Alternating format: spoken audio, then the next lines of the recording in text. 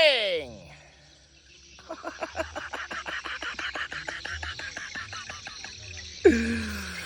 Jadi Wak, punya cerita hari ni kita pasang jaring lagi Wak. Cuba tengok hasilnya Wak.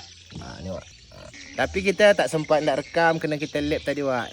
Ikan selangat, ikan senjumpit Wak. Posisi di belakang kapal kampung kami Wak. Hombankan lagi ikan Wak. Dan di sini kita tengok ikan salai kita sudah masak. Gila. Menyala Wak ai.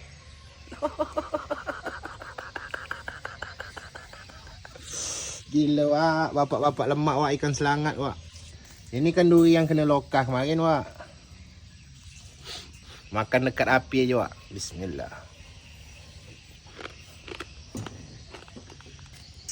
Ikan selangat Wak.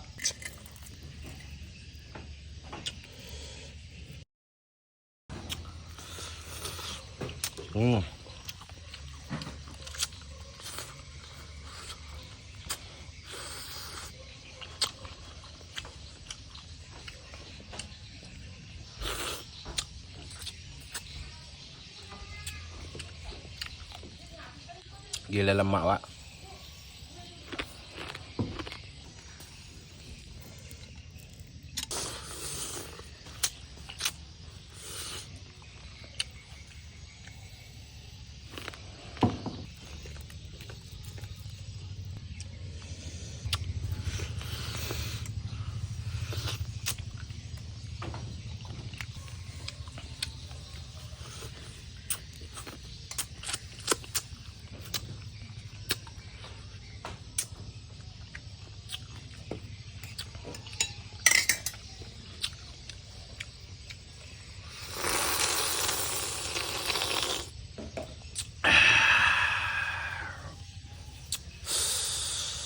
Gila Wak. Menyala Wak ai.